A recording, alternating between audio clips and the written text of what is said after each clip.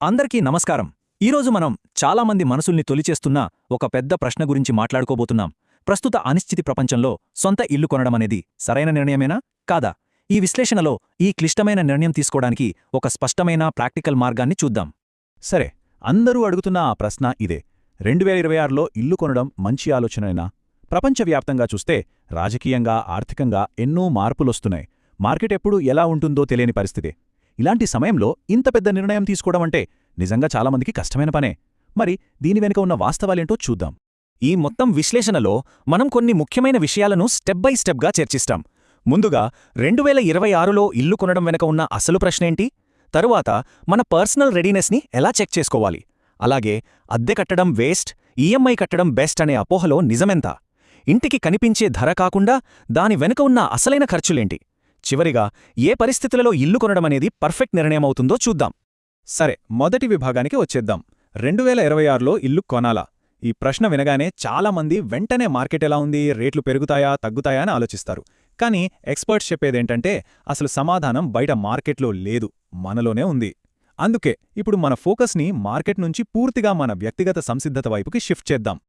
చూడండి, ఈ ఒక్క కొటేషన్ ఈ మొత్తం విశ్లేషణకు ప్రాణం.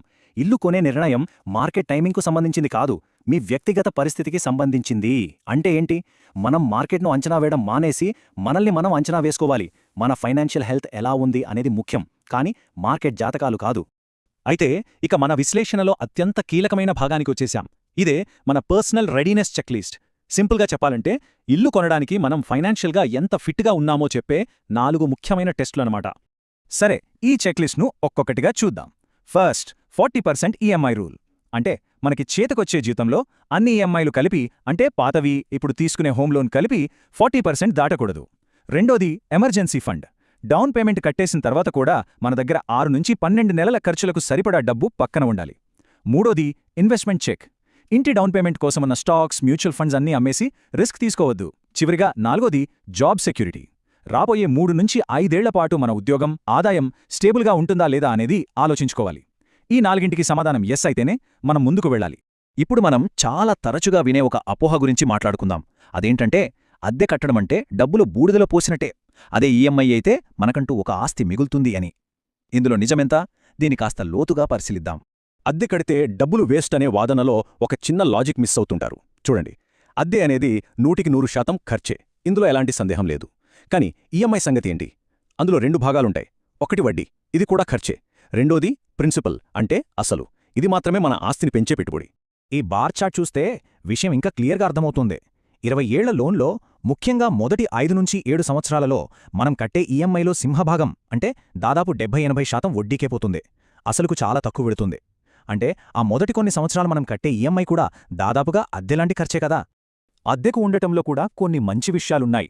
వాటిని మనం తరచుగా మర్చిపోతుంటాం. ఫర్ ఎగ్జాంపుల్, ఉద్యోగం మారాలంటే సింపుల్గా ఇల్లు మారిపోవచ్చు.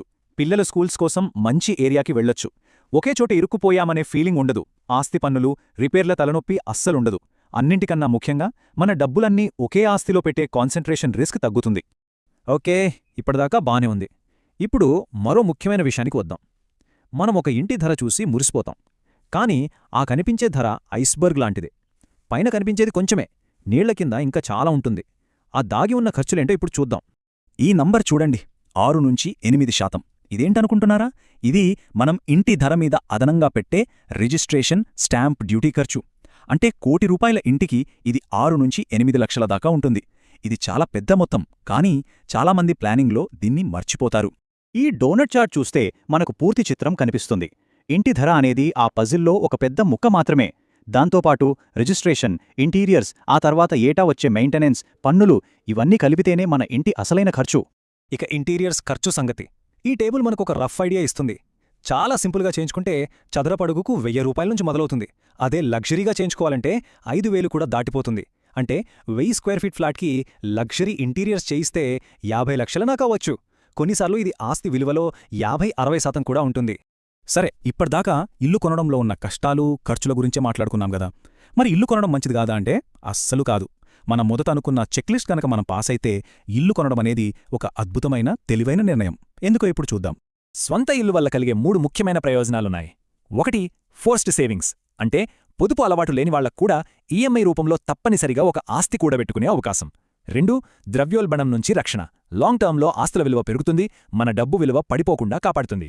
ఇక 3వది చాలా పవర్ఫుల్ కాన్సెప్ట్, లెవరేజ్ యొక్క శక్తి. దాని గురించి ఇప్పుడు కొంచెం డీటెయిల్గా చూద్దాం.